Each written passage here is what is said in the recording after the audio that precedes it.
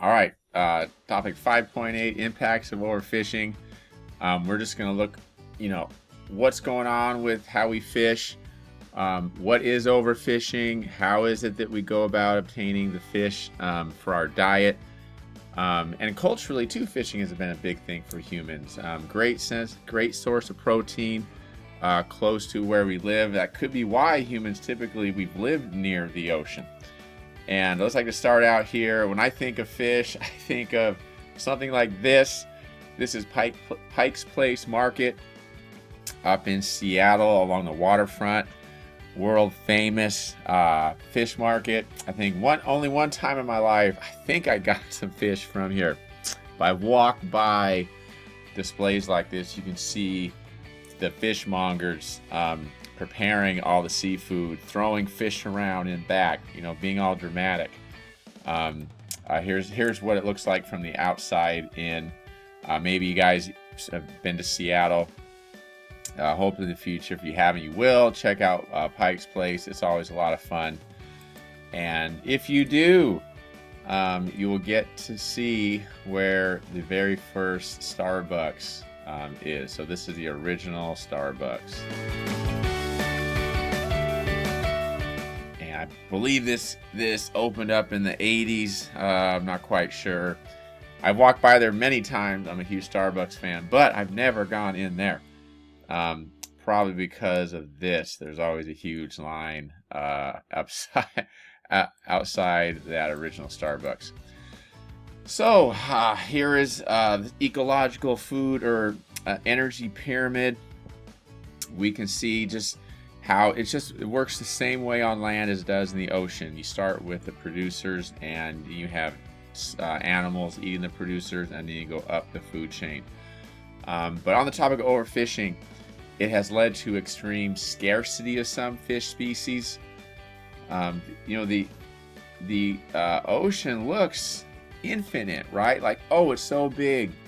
How can we ever possibly take all the fish? But it's possible, and we'll talk about why in a little bit. Scarcity. Extreme scarcity of some fish species, but most fish species get impacted one way or another, and that can lessen biodiversity and aquatic ecosystems. Biodiversity is extremely important for the health of ecosystems. Health of ecosystems depend on this biodiversity. You need a lot of genes floating around in the gene pool. And they, of course, these collapses can harm people that depend on it for food, to get their food source and commerce. So basically jobs, economics. So everything's tied together through jobs and economics. Okay. So here are some issues that create overfishing. You can write a few of them down in your notes. Over here you see in the coral reefs, coral reefs are great because they're close to the shore. We can get to them easily. But when we fish in a coral reef, it can be extremely damaging because this is the nursery of the ocean. So the smaller fishes, to raise their young, rely on the coral reef. So if we go in and take all those young and kill and eat them, it creates problems for those species. Indiscriminate fishing, just instead of targeting some species, you just take out so many. It's called bycatch, things that you're not looking for, and that just has a huge impact, just wiping out huge areas. And what I mentioned earlier, the ocean is huge, but fish really aren't in that many areas of the ocean. They tend to live near coastlines where humans are and where rivers come out. And we as humans are very good at knowing where the fish are. And we have the technology, sonar. We can look under the waves and find these big schools of fishes. And we have the technology, huge nets, that we can just catch almost everything that's out there. So fish aggregate, they all show up in one place where we show up and can overfish them. We also tend to like the bigger fish, and that has a problem. We don't have those bigger fish to reproduce. Marine debris, all this leftover waste nets, they're just left out there, have a big impact on the fisheries. So we just have so many boats, so much technology, that we have an immense power to get fish. We think, oh, they have the advantage, they have the whole ocean to swim around in, but they really don't. They're in certain areas, and we are very good at knowing where to go and to get them. So there's a huge expansion in the 50s, post World War II, in global fishing. So in the 50s, we see in Spain, this is where they were branching out to fish. But by 2000, Spanish fishing fleets were going everywhere. So huge expansion. This is mainly because of the ships that they have, basically factory ships that can process and freeze the fish right then and there, and that makes it so that those ships can spend a long time at sea, preserve the fish to bring back later. Ship's factory. Catch, process, and freeze all at once.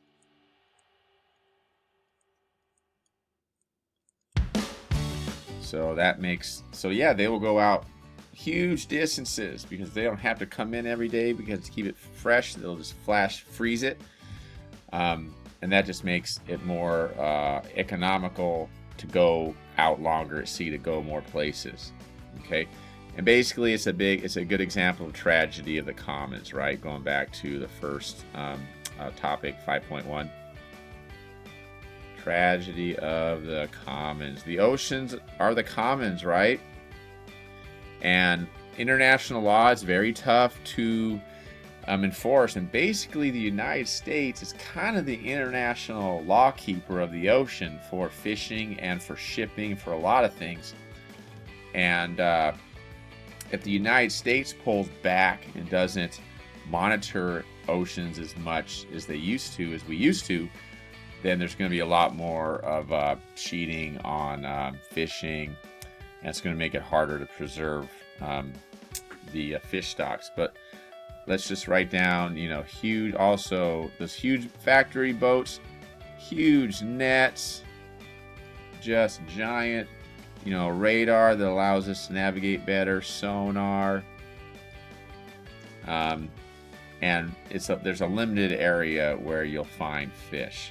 Okay, near coastlines, near upwelling, near ocean, or where rivers meet the ocean. There tend to be a lot of nutrients and a lot of aquatic productivity. And governments, they subsidize, write that down too, they subsidize fishing. So the government in the past has given a lot of loans for people to go, I'll get a very easy to obtain low interest loan to buy the equipment, the boat, fuel, all that stuff, and they create a huge explosion in fishing in the 60s and 70s. And that's when a lot of fisheries collapsed. There's so many boats out there. So let's go over some of the categories, causes, and impact. So economic, we have a high demand. A lot of people want the fish. And subsidies. Remember, subsidies is when a government will provide money or assistance for people to do something. In this case, buy boats and to fish. So more fish are caught, right? You just have this high demand, you have more boats out there. Political, there's weak enforcement of any regulations.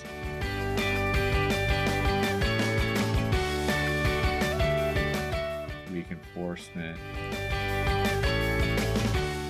regulations. unsustainable catch levels, right?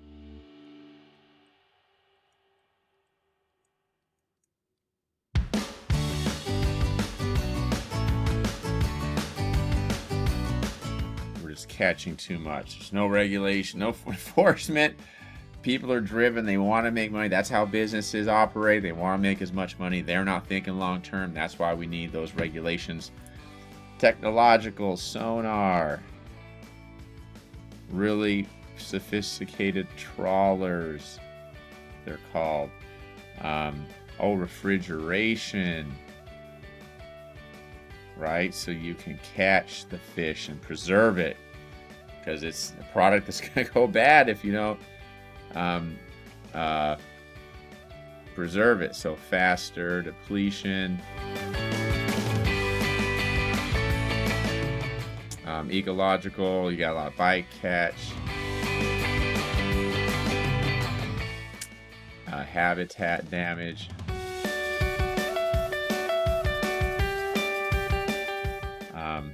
less biodiversity we talked about earlier. And then social, we have open access. Hey, we can all go out on the ocean, right? Competition, these country fleets. There's a lot of, competition between countries and who's following the right regulation, where they're supposed to be. Are you in the territorial waters? Okay. And it all comes down to tragedy of the commons, right? Tragedy of the commons, that's the impact there. Now, I just want to show you some cool pictures of, this is what a trawler looks like. Right here, these huge nets and these huge booms. And just they can just tow giant nets behind them, and they have so many different types of nets to cover the fish near the bottom, the fish at the top, the fish in the middle. They have a net for it. Here's a cool 3D image. I mean, look at this percent. I mean, sometimes these will be miles and miles long. Miles long, yes. Just hanging out there in the ocean, scooping up everything. And you see here, look at this, scooping up anything that gets in the path. That's how you get all that bycatch. Gill nets. Oh, man, just so huge nets, amazing technology. We know exactly where to go to get the fish. Okay, and here's a nice graphic showing you countries and how much fish protein their population relies on. So you can just take a look at that, and especially look at all throughout eastern what would that be, the Western Pacific. All those countries heavily fishing those waters, and of course the North Atlantic, we got a lot of countries here. Peru and Chile right here. Remember, this is where we have a lot of that upwelling, as well as there's upwelling over here. Remember, on the west coast of continents, because the way the earth spins and the direction of the currents causes a lot of upwelling in those areas where you get nutrients. Primary productivity is high, and then you have a lot of animals feeding off that. So there's just plenty of, we had the fishing industry collapse here, the cod, actually more like over here. This whole area here. Cod fishery, Peru's anchovy fishery collapse. And when that happens, you just have a lot of food insecurity. And you think, well, why would fishermen, they rely on this. They rely on this resource. Why won't they act more responsibly? But that's just not human nature, unfortunately. We all need some regulation, somebody watching. And that's what's good about governments. It's a entity that isn't going out directly for one group or another, just trying to level things out and then make it sustainable. So here's another showing you about bycatch. Maybe you can write some of these down. Whales can be caught up in those net. Sharks, when sharks die, remember they're, every animal in a food chain or food web has an important role to play. So top predators, producers, primary consumers, they all have a big part to play in the whole marine ecosystem. Dolphins in there, turtles, and then of course, if you go over your limits, you can't, sell. You can get fined, so they'll just dump over whatever they catch over the limit into the water. But there is good news. When regulations are enacted, you can have a rebound. So this is a success story right here. Look at all these overfished species in the West Coast, mostly off of California. You see in the late 90s, early 2000s. But you protect an area, you protect a species, they can recover if those laws are enforced. So it all comes down to laws and enforcement of those laws. Laws and enforcement.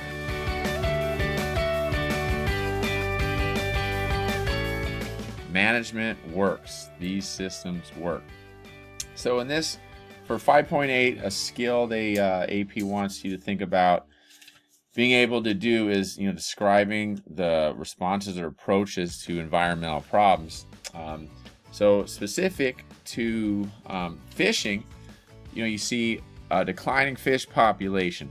Something that is really popular and shown to work is you have catch limits and you have quotas. So a good example of this would be the North Atlantic cod fishery.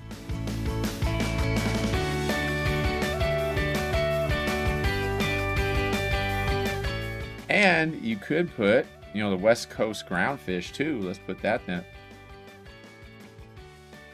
The West Coast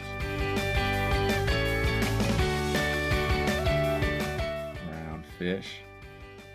West Coast groundfish. And the outcome, as we know, I just showed you, the populations will rebound. Rebounding populations. They will recover.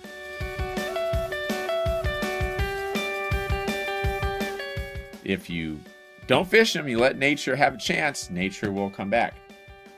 But you got to give nature that chance. Another thing we mentioned earlier, we got high bycatch.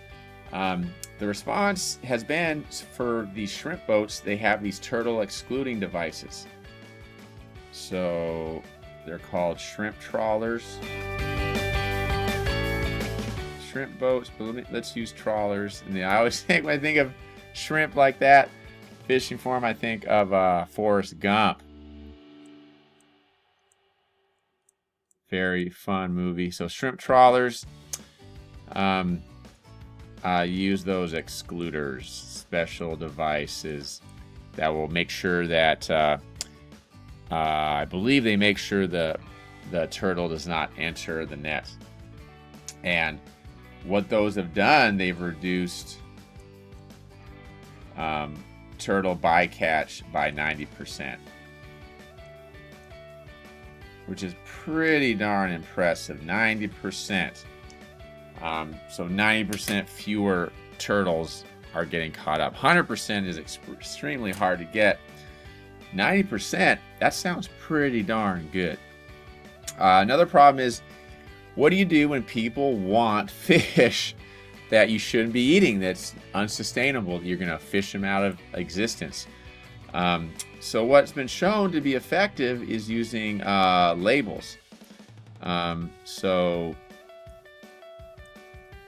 it's called the Seafood Watch program. And that's by the Monterey Bay. Monterey Bay. I'm not sure it's the aquarium.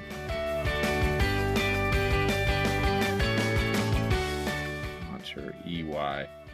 So Monterey Bay is in the central coast, little north central coast, California.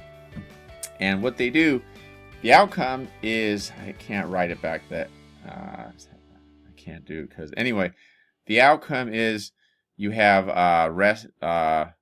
restaurants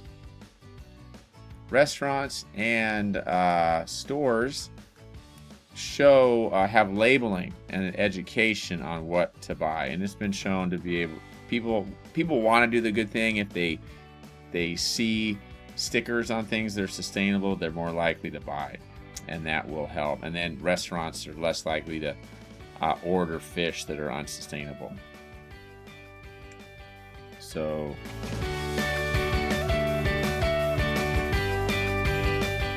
restaurants are educated, and stores,